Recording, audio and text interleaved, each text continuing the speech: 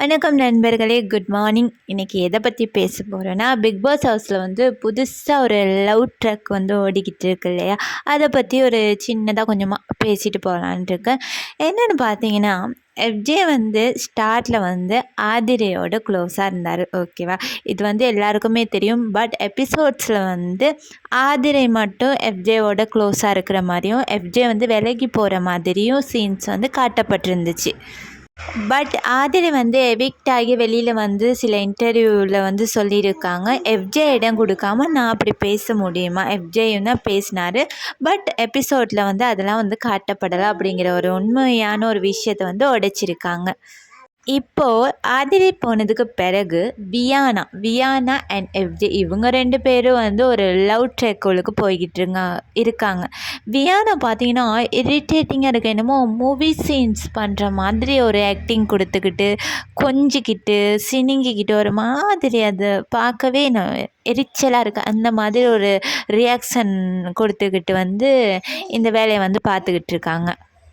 எஃப்ஜேவோ சொல்லி வேலையில் இப்போ ஆதிரையோட அப்படி இருந்துட்டு இப்போ வந்து வியானாவை பிடிச்சிக்கிட்டாரு. சாப்பாடு ஊட்டி விடுறது என்ன, கேமராமேனுக்கு 2 பேரும் நின்று ஃபோட்டோஸ் எடுத்துக்கிறது என்ன, இந்த மாதிரி சில கேவலமான வேலைகள் பண்ணிக்கிட்டு இருக்காங்க.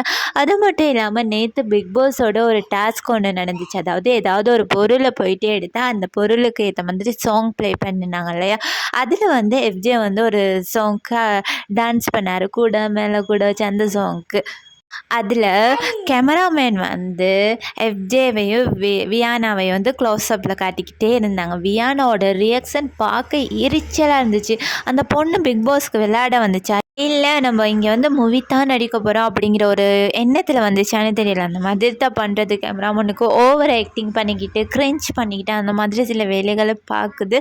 இது வந்து சரியே இல்லை. வியானா எஃப்ஜே இவங்க 2 பேரும் கொஞ்சம் விலகி இருந்தாங்கன்னா வியானாவுக்கு வந்து ஓட்டுகள் அதிகம். ஏன்னு பார்த்தீங்கன்னா, வியானா வந்து ஸ்டார்ட்டில் கொஞ்சம் நல்லா விளையாடிக்கிட்டு இருந்தாங்க. இப்போ வந்து இந்த லவ் ட்ராக்குக்கு போனோன்னே அவங்களோட கேம் வந்து சேஞ்ச் ஆகுது. இது சரியில்லை, மக்கள் விரும்ப மாட்டாங்க. அது மட்டும் இல்லாமல் இந்த பக்கம் அரோரா கம்ருதீனோட லவ் இது போகுது, பாரு கம்ருதீனோட லவ் ட்ராக் போய்கிட்டு இருக்கு.